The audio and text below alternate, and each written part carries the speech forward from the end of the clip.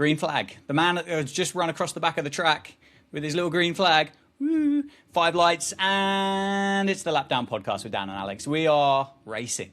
We are racing. I tell you what, there's a career in Formula One broadcasting there. When David Croft yes. decides to pack up, if they're not knocking on the doors of the Lap Down podcast, boys, what doors are they knocking on? AB, welcome back to the pod. How are you? Not bad. I enjoyed. There's the little man at the back with his green flag. I think that's got, because every commentator has to have their thing, right? Their catchphrase. Yep. And I think there's the little man at the back or woman. There's the little flagger at the back.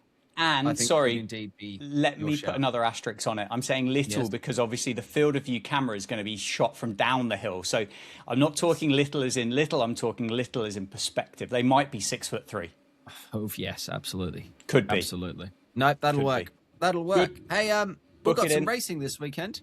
We're going to Austria. I quite like the Red Bull Ring. It's a good circuit. It's a good circuit in the game. It's a good circuit for racing. Yes. Just a yes from me. Sign me up. Give me Austria on a sunny June weekend in the mountains. I don't know. I was thinking about it earlier, and I think the reason why I like it so much is because the lap's quite short, and it feels like you see a lot. It feels like a lot happens in a relatively short period of time. I know you cover the similar kind of distance, but psychologically, I feel like I get a bit more bang for my buck when the Grand Prix is like 70 laps long. Yeah, and it's just a nice circuit for, I know where I am on that circuit. Yeah. Like you can, the director can cut between a bunch of different cars in really quick succession, and it doesn't take me much time to ground myself. All the corners are quite different from each other. You get some circuits where they're obviously different, but they've got similar vibes, as where I feel like around Austria, they can cut to and instantly I know where they are on that lap. Which sector are they in? What are they doing? And I think it's just a nicely designed track. It's got a little bit of everything, doesn't it? It's got some slow bits, got some fasty bits, got some straight bits and some not straight bits. Lovely. And that final corner is quali jeopardy. Hang your tyres out there if you dare to do it. There's going to be a shambles when we get to end of quali with some penalties and track limit violations and all the rest, isn't there? Yeah, and they might even be able to deal with it in a timely manner this time around. Yes. You never know. I think this is a classic lap down statement of, isn't it amazing what racing circuit you can make when you're not looking in the middle of a town centre? Yeah. You just stick it in the mountains instead, in the forest. Yeah. Why not? That's also quite cool, isn't it? The fact that it's in a fucking forest. Like, I appreciate it's elevation changes. Yeah. And it's not a case that somebody's had to go up there with a couple of JCBs and make a hill because they built it in the flattest part of Texas. They've gone, yep, this is it. This is just it. This is natural. This is man machine versus the globe, the planet. Yeah. And that's nice. That's good. And I agree with you with the point of reference. Like, you're not sitting there going, am I at mile marker 23 or mile marker 24 now at the Shanghai circuit or at Azerbaijan or whatever that might be? So, yeah, all for it. Love it. Big fan. Austria, 10 out of 10. How many laps is it going to take Kimi Antonelli to get his first 5-second time penalty for track limits in Austria? I'm going to say he gets one before he leaves qualifying. Because he's getting one, isn't he? There's no way 100%. little Timothy is making it through this entire Grand Prix without at least 5 seconds. I mean, the bloke doesn't know where the edge of the track is at the best of times.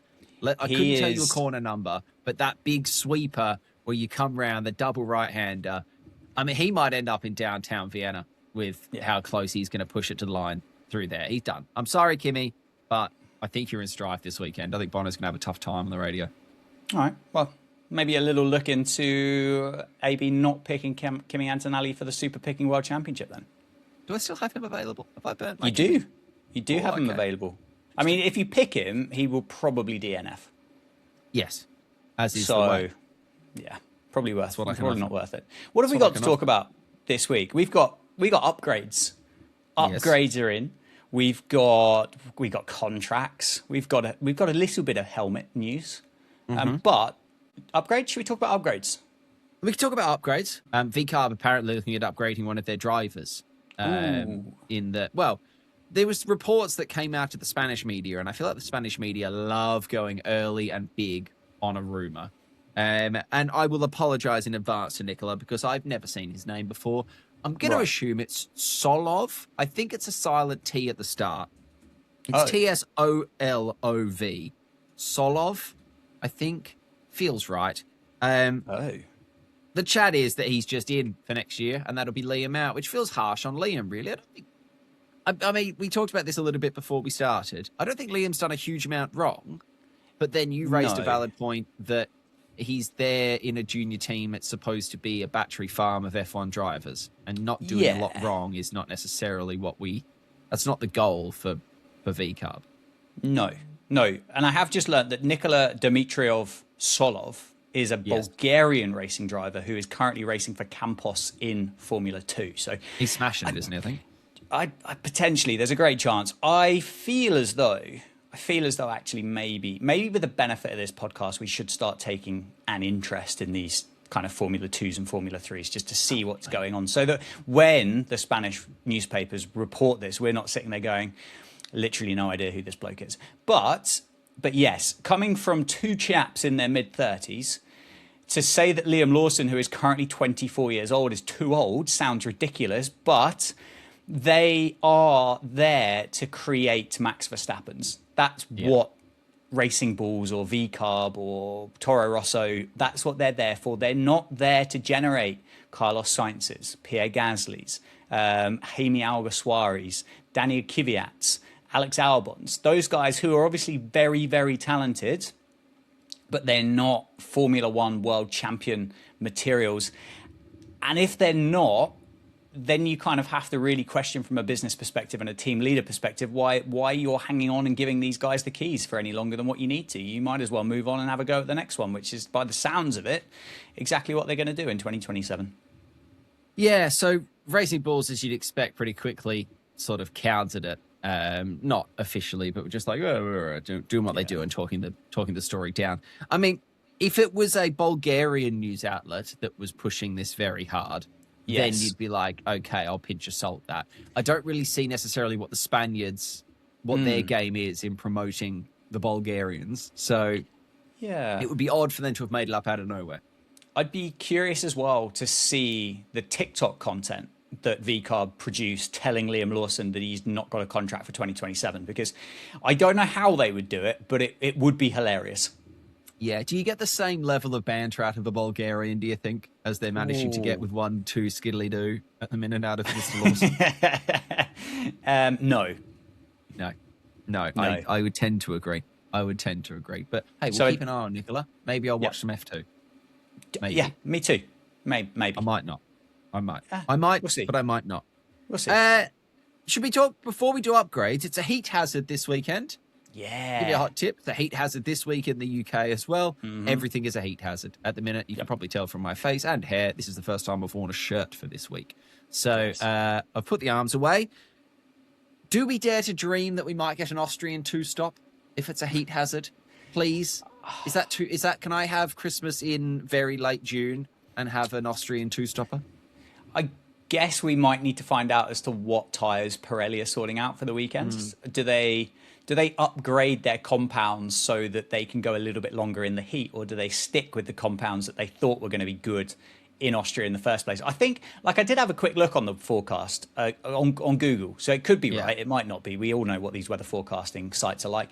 It's only going to be like 30 over there in Austria at Spielberg the official for the weekend. FIA doc said 31, which I think for the locals is deemed to be a heat hazard. But considering we spend a lot of time in the Middle East, and I realise we kick off some of those races quite late in the evening, 30 degrees doesn't feel that hot to me. When I saw it, I was like, oh, geez, it's going to be like 37 in the mountains in Austria. This could be interesting. Like the tyres could be melting.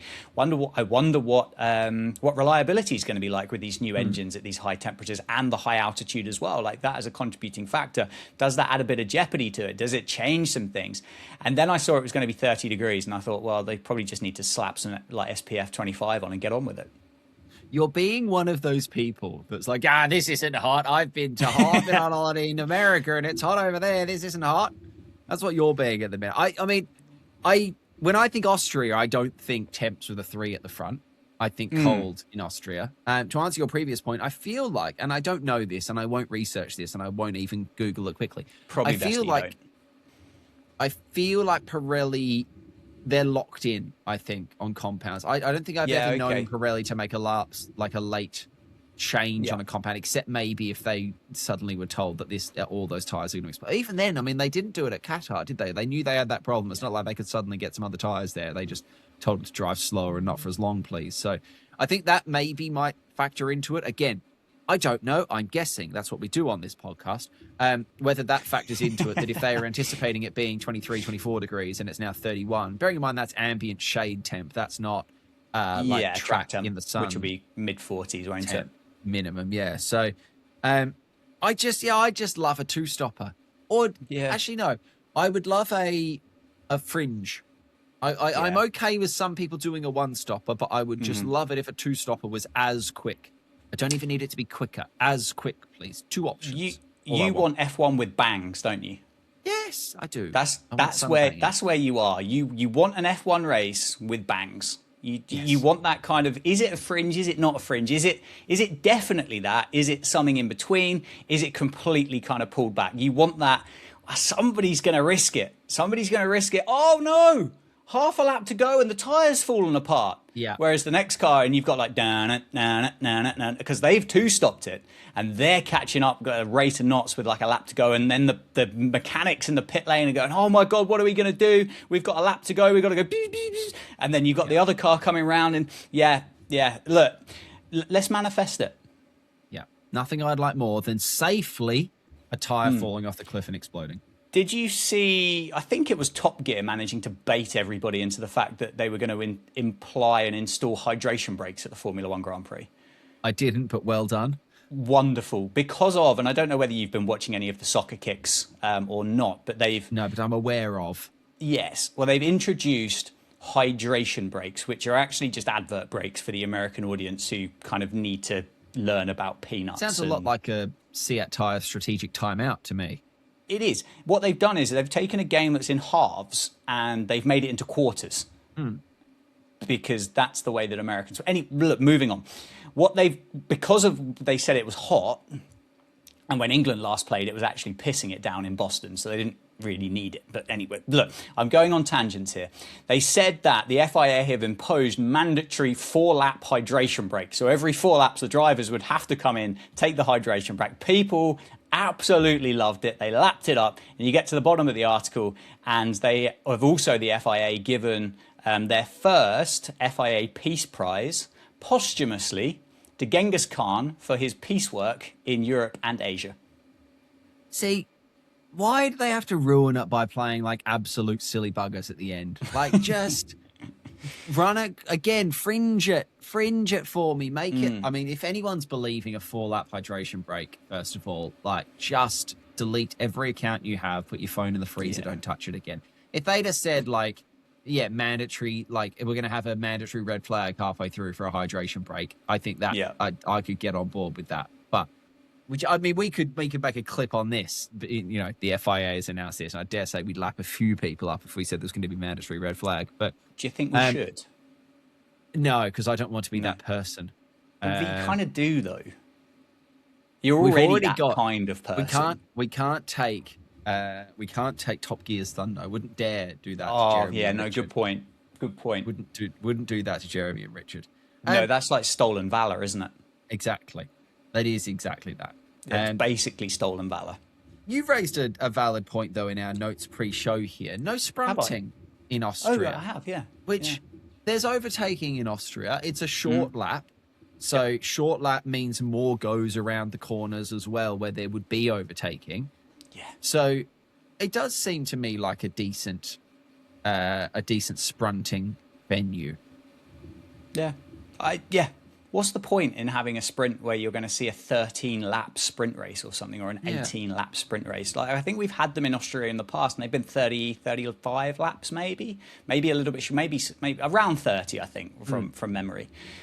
And it does, as a blueprint, just feel like the absolute perfect thing. Because from a broadcast perspective, you get everything that we've already spoken about. From a spectator perspective, you get everything we've already spoken about, but in person.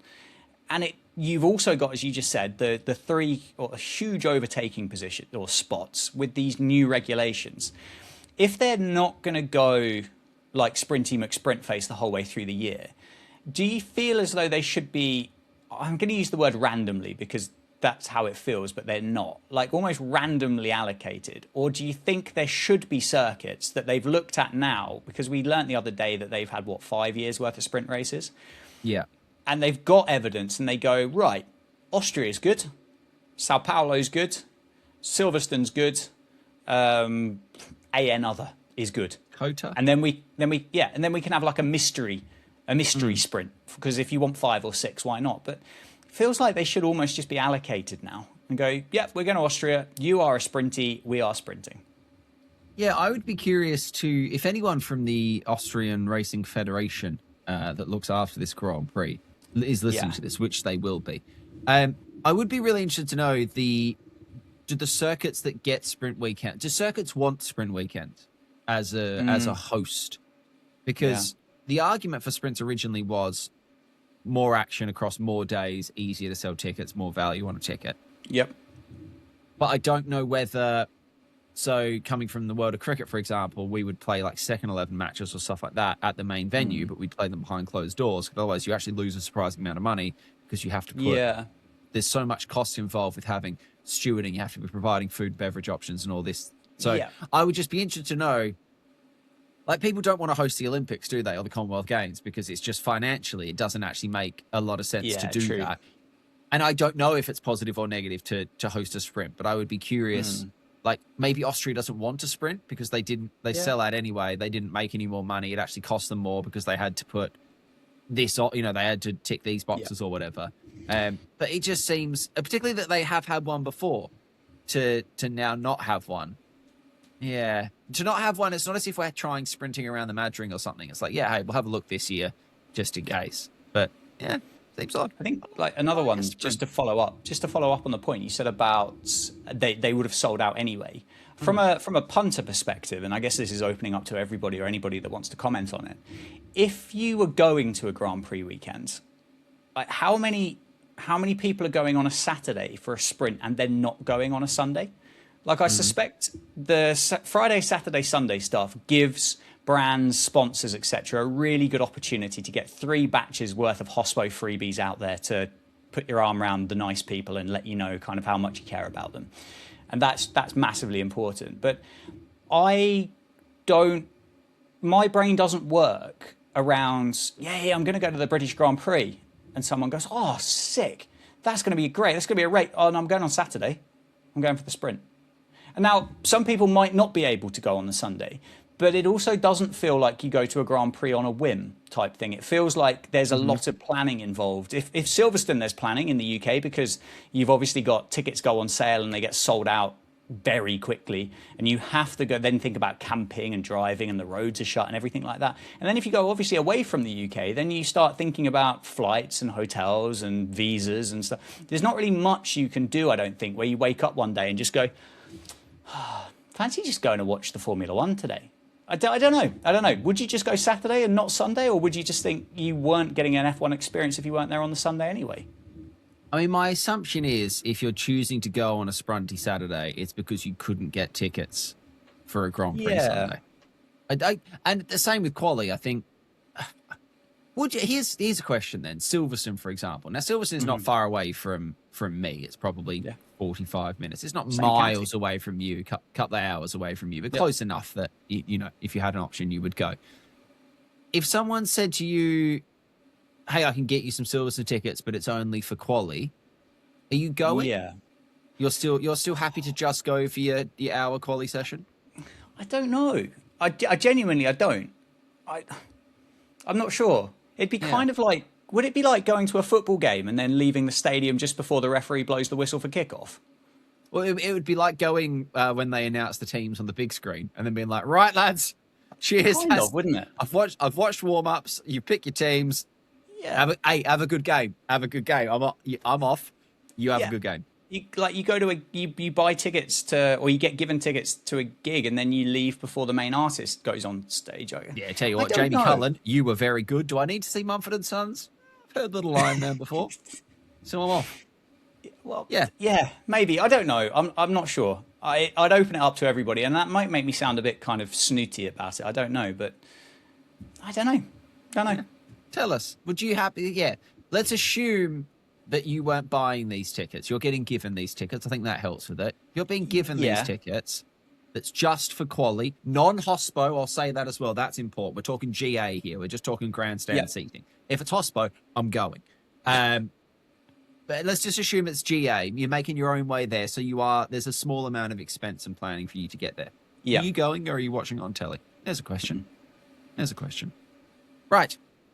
Should we do helmets before we move on? Because this is a nice easy one to box I would off. love to talk about Max Verstappen's helmet. Got a big orange helmet this weekend and for the next 2 race weekends. Good. It's orange and it's fine, is about what I've got to offer for Max's helmet, I think. Now, again, I'm going to do no research here and I might be fundamentally wrong. Can you remember a time that Max Verstappen's ever had an actual novelty special helmet that wasn't just a new colorway of his basic design? Didn't he have a pink one in Miami?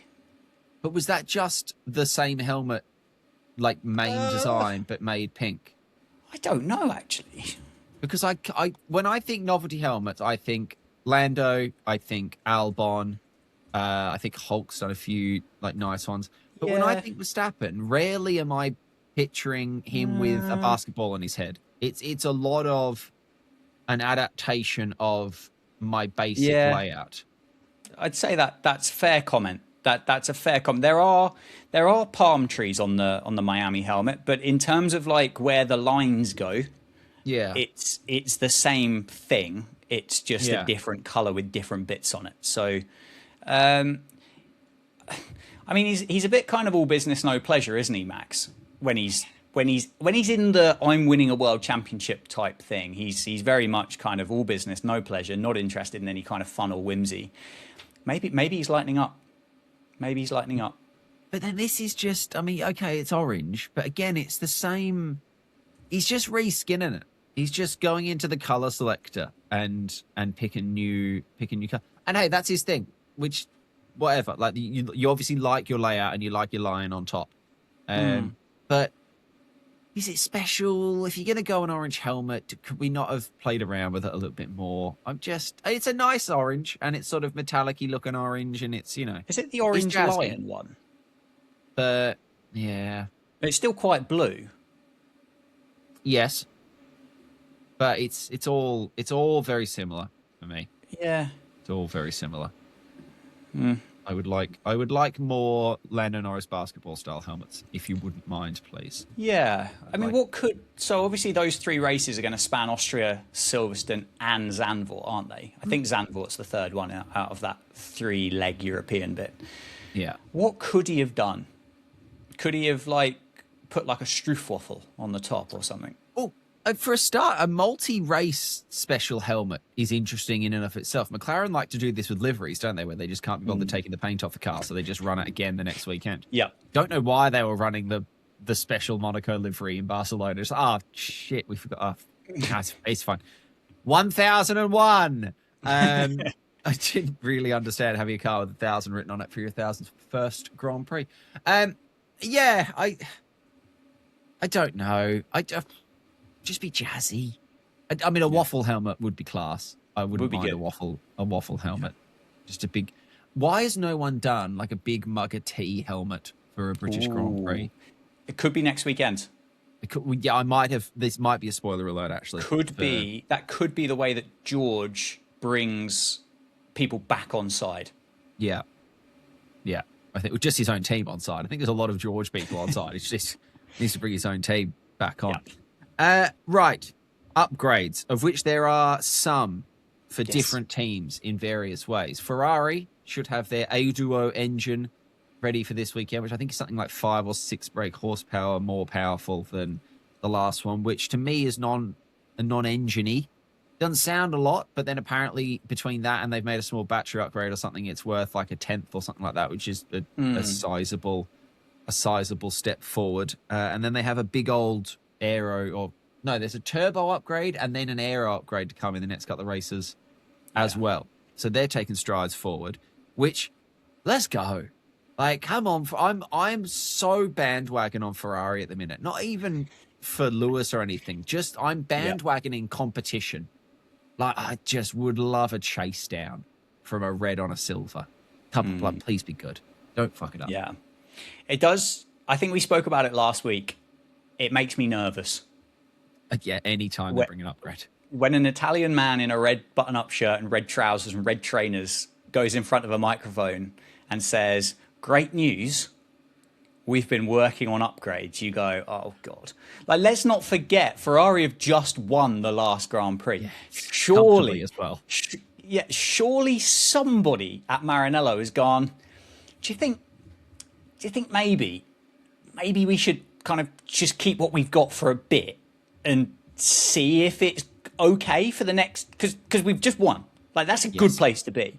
What we could do, and it sounds crazy, but we could take the exact same thing that we know works to the next place, double check, and maybe the place afterwards, because I guess in a very kind of layman's term, they're not that dissimilar for circuits. They're kind of non-streety, they've got sweepy corners, they've got some elevation change, they're quick, and you could go, well, we don't have to risk it. Is it worth Lewis Hamilton getting a bit shitty with us on the radio because he's in ninth and he's got no power? Yeah. Well, also, first of all, can they work on some brakes for Charles Leclerc? Firstly, let's get him a car that functions.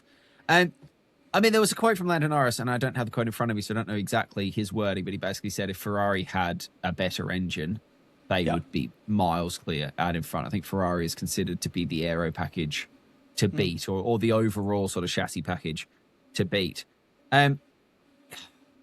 It's bad, isn't it, that we don't trust arguably the icon of the sport to be able to bring a functional... I mean, Ferrari as well. It's not a niche engine or car manufacturer, but we do not trust them to deliver a functional engine upgrade of 5 brake horsepower.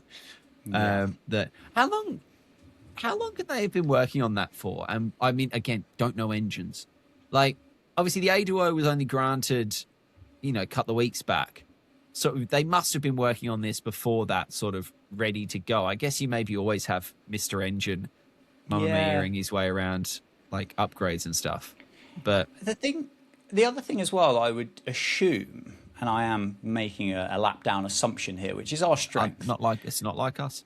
No, I would guess, and I would make an assumption that these engines are, like, relatively finished at this stage. Like, I don't know. If I open the bonnet of my car, I don't have the right laptop to plug into it to figure out what needs doing. So I'm sure if I needed to, I could figure it out and change some spark plugs or something. Yeah. But it doesn't strike me as the kind of thing that you just tinker with. Like, I don't know how you kind of just... We've set Fabio on it. We just pottered about for a bit, and he's come up with something, and he's just added this bit or taken this bit away. Is it surely just a case they've plugged a USB-C cable into it and just, like, tapped around on a keyboard for a bit and just unlocked the next kind of bit of code or something? Some DLC for the engine. Kind of. Like, they haven't just added an extra valve, have they? Well, no. I get a little bit like this with the aero side. Just blows my mind that, okay, our front wing looked like this before, and it had these flappy bits flapping in these various flappy directions. But what if we put an extra little flappy bit next to that flappy? The car goes quicker. The car's quicker now. Yeah. But then sometimes I put an extra little car's slower. No, take it off. Slow it down. Yeah. I don't know how you decide where to put a flappy bit and when is too many flappy bits and not enough flappy bits. And that has to be the same with engines. But if it means that they are hunting a small Italian teenager down like some sort of just not Nazi pedophile, then that is all I need. Yeah. I mean, that's kind of where you need to be in life, isn't it, really? Exactly. Yeah. You just need Lewis Hamilton chasing you around Austria. Yes. Please and thank you. Yes. Yeah, good. McLaren have got some stuff as well. They've been working. They're going Macarena flippy, aren't they? Yes, they're going for the kebab wing. Yes. Thing. Which, fair play. We all laughed when Ferrari brought that out. But who's laughing now? We're not No laughing one. now, are we? We're not laughing now. The McLaren statement says the word experimental. Yes. That to me says they're not kind of 100% set on it. No. Well, we saw Ferrari and Red Bull ran it in some FP sessions and then took it off and didn't run it in race for a couple. So I can only assume it's some homework copying business that they just need to make sure their version does actually work before we trust on race. Because I read something else, that they're not intending on racing it for a few weeks to get it right. Which I guess, like you were saying, we're coming into now a series of 3 good circuits for racing and overtaking, and if you fuck up qualifying, your Sunday's not done. You can make moves around Silverstone, you can make moves around Zandvoort, you can make moves around Austria. So that's a little bit catch-22, I guess, almost, in that you want to come into this with the strongest car possible, but also you want a sensible car, I think. For these 3 weekends are not dick out weekends. These are like remain fully clothed and just race well, because you can make stuff happen. So I'm almost not surprised that they're not thinking like, well, also, I mean, how much time is that wing going to spend open at Zandvoort? Like, yes, okay, 1 long straight, but beyond that, there's a lot of wiggly bits. So that wing's not opening, is it? That's staying well and truly shut. McLaren as well, they feel more sensible, don't they? They haven't got Ferrari. Yeah, they haven't got the Despicable Me Minions theme of a Formula One team about them. Right. So I suspect, they'll probably go, we'll stick it on for an FP1, see what happens. Do we like it? Don't we like it? We do, but as you said earlier, we just need to change this little flappy bit, and this little flappy bit's going to make the difference. So I don't know. They have said the word they're confident, but then they've also said the word experimental, which I feel kind of contradicts one another. So who knows? And as you said with Ferrari, let's just aim for competitiveness. Wouldn't it be lovely to have kind of 8 drivers where you turn up to a weekend and go, ooh, I wonder who's going to... All right, by the time Sunday rolls around, you have a really good picture. But in the build-up to it, you're going to go, oh, geez, there's 8 drivers here that could win this Grand Prix this weekend. Let's have a look and see what goes on. Yeah, it would be nice to have quali back, wouldn't it? And I think we will get that a little bit this weekend, because there will be track limits jeopardy. It is very, very easy. Take it from me as an experienced Formula One racer in the game. It's very easy to dip all 4 wheels outside through those last 2 corners. And so if you're pushing, because you have to be pushing, I can see some surprise, like lap time deleted bits. But it would just be nice to have qualifying back at a situation where it's not a case of Kimi and George have to make a mistake for us to see anything different out front. And you almost, it's that bit of the film where the baddie's coming and it's like, well, they're going to kill him. They're going to eat him, because it doesn't matter. They've run away a bit. They've made a little base. They've found a gun, but there's Kimi. So it would be nice just to, I could even just have it with 4 to start with. I'd even just be happy with a silver and a red. And then we'll add 1 navy in and a couple of orange eventually. Nice. So foursome this weekend, and then full on kind of 8-way by the time we get to the end of the year. Yeah, well, we get to like Amsterdam by that point, don't we? We're getting Netherlandsy in a couple of weeks, and that feels 8-way. Like if you had to pick one track on the Formula One calendar, it's Brazil or the Netherlands, surely, that are open to an 8-way. Netherlands is a bit shit though, isn't it?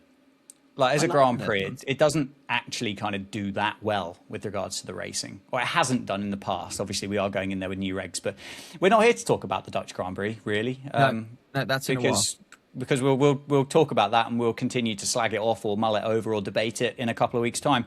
What else? Or Cadillac? What have Cadillac been doing? Cadillac are talking a big game this weekend. Cadillac are talking big upgrade package midfield. Now, far be it from me to call you a bunch of American liars, but if we see a Cadillac going genuinely midfield this weekend, I will do the next podcast shirtless. Like, that's just not happening. Is it, lads? I really want it to happen. I'm on your team. I think we said at the end of last year that Cadillac were going to be sort of the official team of the Lapdown podcast this year, just because it's nice to have some new ones in. You're not going to suddenly go from being 2 seconds off the pace to midfield. The upgrade cannot be that good unless you've stolen someone else's car. That's incredibly harsh. I want it to be. But yeah. It's not going to be. No, I mean, what were they? 1:17.7. So they were exactly 2 seconds off the pace from George at Spain. Yeah. It's 2 seconds for an F1 car is a lot. Yeah, I mean, to be fair, to get to midfield for them, they'd only have to find, say, 1 and a bit. It's quite a lot. It does feel like a lot, doesn't it? Maybe they've discovered 5 extra horsepowers. Possible. Yeah. I think that sounds like a lot, because I reckon if you made yourself 5 horsepower quicker, you would definitely be quicker.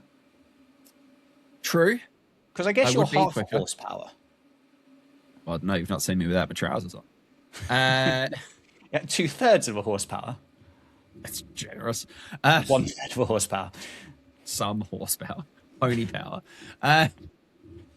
But yeah, no, I want them to do well. And it's good. And I like that they have confidence. They're not being coy about it. They're not being like Aston Martin, and they're not being like Williams, where they're like, oh yeah, we're working on some stuff, but eventually maybe we'll get a little bit better. Like it's now, it's here we go. We think we're a genuine fight here. Got a lot of time for that. Hey, I've got some team radio as well from Dan too about upgrades. Nice. And he says, a question. With Red Bull bringing significant upgrades to this weekend as well, does this represent the fork in the road for Mechie's men? If the upgrades work, do they roll back the clock and look to throw the kitchen sink at this season to give Max another shot at a 100-point gap means nothing kind of season? And conversely, if they don't shrink the gap to Merc and Ferrari, does this become a development season to try and fight back in 27? How important is this weekend for Red Bull in terms of the rest of their year, do you reckon? We spoke about this the other day, didn't we? And we worked out that Max's 100-point deficit kind of rerun last year started around Hungary. So still got a little bit of time to figure it out, or at least kind of to stay where they are right now. Obviously, if we get to Hungary and they're 200 points behind, then that's going to be a bit silly.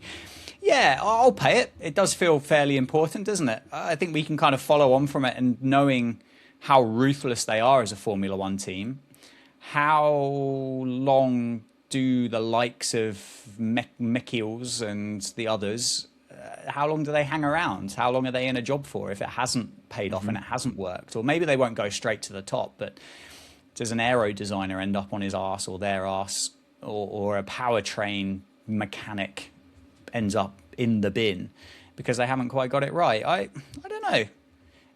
Probably similar to what we said with Ferrari, McLaren, Cadillac. Let's hope it works. Let's hope it works, and let's hope that we do end up with like a real concertina with regards to the competitiveness within the field. Yeah. Speaking of pressure on jobs, that's a really nice segue into what I think might be our last note for ahead of this weekend. Do we all still like James Vowles? I still like Jimmy Vowles. Old AEIOU, I still find him very pleasing to listen to, but I feel like I'm seeing a turning tide online in F1 circles about Jimmy V, because we've gone from, I'll tell you what, he is so eloquent to listen to it's kind of funny, he speaks a bit like he's on LinkedIn all the time, to shut the fuck up with the LinkedIn stuff, just make the car faster. And it feels like we've gone very quickly from Williams' best world championship finish in probably a decade to, do we need to be putting James Vowles under pressure for his job? Now, I'm not in that camp, because I think they maybe threw themselves off a little bit with how well they did do last year, and they probably had to mess with their timetable a little bit. Don't know that. That's my vibe, is that they sort of wanted to lock in on that. But is Jimmy V under pressure?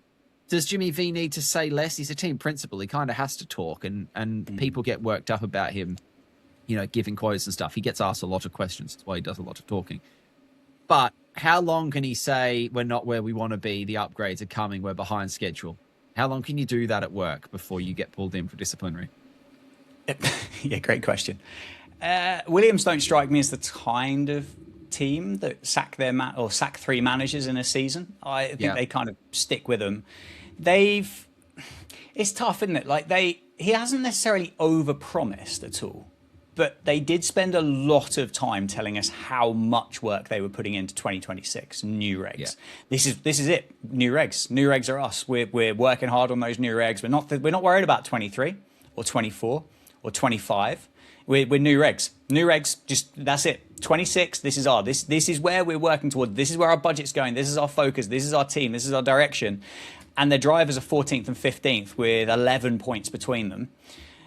I think you could be forgiven for thinking that what he's done is he's applied for the job without actually having any of the qualifications. And we're starting to kind of figure out that maybe through that hiring process, nobody did the sense check on the person that said they had the degree in business management. And what they've actually done is they've managed to kind of fabricate a CV that makes them think that they've got the qualifications for it. And now we're in that situation where they're just not delivering on it. He's made a rod for his own back, in the sense that they've gone heavy on 26s our year, and it's not been so far. Yeah, if he'd have not given us the now iconic "don't care about this, don't care about this, don't care about this, care about that" speech, does it go more under the radar? Because Williams are sort of, I don't want to say Williams are where they belong. That is very harsh and that is wrong objectively. But Williams don't look out of place where they are at the minute because of recent years. They actually looked out of place last year, I think, as opposed to where they are now. So has he, not to suggest that he doesn't have the qualifications for the job that he's got. He obviously did a very good job last year. But had he have blagged his way in and then got the job, should he not have kept his head down a little bit? And actually, he's done too much talking, and so he's brought more attention onto himself. Because he's just got to live the lie, haven't you? It's just, he's really doubling down, getting himself out there. But yeah, it's tricky. I mean, I'll back him still. I think it's also just how he is. I don't think that he just speaks like that. And you've just got to understand that he doesn't speak like Fred Vasseur, and he doesn't speak like Zach Brown, and he doesn't speak like Angelo Seidel. Like, that's just how he speaks, is in that way. He spoke like that at Mercedes, didn't he? Like, true. Even your Valtteri James stuff could go straight on LinkedIn. Like, he's just Mr. LinkedIn. It's just, if you don't like it, just go on Instagram, I think is the way that works. Who's your Instagram team principal? If you were to allocate Formula One personalities to social media platforms, because I think LinkedIn is now social media, isn't it? It's just a bunch of like worky people wanking one another off and telling you how good they are at stuff. So it's essentially social media. Who are you giving Instagram to? Who's your Instagram person on the grid? Doesn't have to be a driver, could be anyone. Well, I can tell you straight away, I'm giving Fred Vasseur Facebook. I think he is heavy Facebook meme energy. Like, that man would love a Minions meme, I reckon. I think he audibly chortles at a Minions meme. So he can have that. Nice. If I'm going TPs, because I started TPs, obviously Jimmy V is on LinkedIn. Yeah. I think if you need to work your way around other platforms in order to Instagram. Okay. Because I think he's got fun uncle energy. That he's a little bit cringy at times, which I think Instagram can be cringy. He's really actually funny. I don't go to Instagram for my funnies. I go to TikTok for my funnies. So and I think Instagram is behind TikTok by like 3 weeks historically. And I think Zach Brown is often behind a trend by a little bit. And McLaren in general, their socials, this is a wider commentary on their socials now. They are just a little bit, VCARB are my gold standard of reactive stuff. Yeah. They're just a little bit behind, and they'll sort of jump on a trend, but a little bit late. Nice. TikTok? Oh, can Mattia Bonosso be TikTok? Could he be? Just because he's the hair, and he's just a bit of a, like, fuck knows what's going on over there, and that feels like TikTok to me. Yeah. The kind of bloke who kind of swallows roast potatoes whole type content. Yes, and refuses to pass comment on it, and then just walks away and acts like it's normal. I think that can go there. I'll pay that. X, who gets X? Is that it in terms of social media platforms? Is that the last sort one? of YouTube, I don't think can factor in. Who even is the Cadillac team principal? I should know this. I host an F1 podcast. Yeah, you do. Adrian Newey, where does he fit in the world of social media pages? Is he a YouTube guy, Adrian Newey? because he's kind of old school original, been there from the beginning, but now is desperately trying to change and move the content into one Adrian Newey versus 1,000 ants or something type thumbnails, whereas before he was just like pack opening on F1 1997. Email newsletter? Does that count? Well, like a circular. I think weekly circular. Adrian Newey might be an email newsletter from a company that you signed up for a free trial for. And that I have a just mailing now list. Keep emailing you. Yeah. Nice distraction from you there to talk about Adrian Newey to avoid working out who the Cadillac team principal is, because I don't think either of us know. No, definitely. And that's not. all we've got time for. Let's do some super picking. Right. Give me some depressing numbers before we go into who we've got for this weekend, and then I'll let you have first pick. Yeah, you're just miles behind. You're about half behind the leader. You're on 74, the leader's on 144, and everybody else is in the middle a long way in front of you. So you've got some work to do. You've got some work to do. And I've been doing some work, and I've thought about it, I reckon, for about 30 seconds here at Spielberg, and I'll give you my reasoning and logicals behind it. But one, I don't think the upgrades work.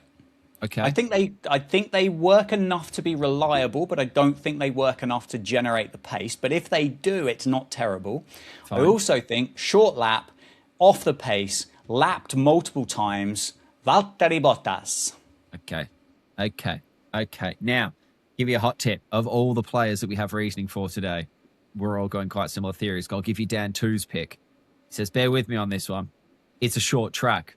It's a very low lap time. So I'm casting my eye further down the driver's standings to the depths of murky British racing green and occasionally brown waters at Aston Martin. But it's a question of reliability here. Given the appalling luck of Alonso, as well as his talent quota, meaning he may minimize the number of laps down, he finishes. My choice this week is Lance Stroll. May God bestow a 45-second pit stop upon him. So he's going Lance Stroll. I, again, have had the same. It's a good week, I think, to burn a pick, I think, this weekend. And I'm going on LinkedIn.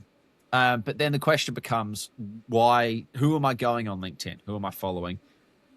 And I think Alex Albon has been used for a lot more test session runs. And I think we saw that they did some fucking about with him. I think it might be Carlos's time for a test session run. And Carlos is doing a lot of chirping and he's unhappy. And I just think he's a good chance of getting lapped a chunk. So I'm going to have Carlos this weekend, please. And I won't rebut you, but I will pass comment on your pick. Please. In that I opted against a Cadillac and an Aston Martin for reliability concerns, because I think I've seen a lot of those do go pop. And so I think there's a risk that you are 5 laps down and that you pop, or that you're 5 laps down and they retire to save the engine. So I think Williams try and stick it out longer, or they go back out. Fine. So that's why I'm thinking Williams on a short track around Austria. Yeah. Don't hate it. Got to use them somewhere. There you go. Got to use them. Right. Dan, if they would like to see you do things on the internet that are not Formula One themed, where is it that thou shalt go? Dan Jads on the internet would be a wonderful place to start, and you can see my face doing non-Formula One related things if you'd like to. There it is. Yeah, if you don't worry about it. But if you would, then it's a good place to be. How about yourself? Are you streaming Formula One yet? No. I'm streaming road maintenance in disaster recovery areas and brewing beer in an abbey is what I'm doing. All in the same game? No, different games, different days. Twitch.tv/hey look, it's Alex. And of course, at Lapdown Pod on Instagram and TikTok and YouTube if you want to watch us there, or if you want to get involved with the Team Radio at lapdownpod.com. Thank you for watching. Hit like, leave us a review, do all that good stuff, and we will see you after Austria. Toodle pip. Ciao.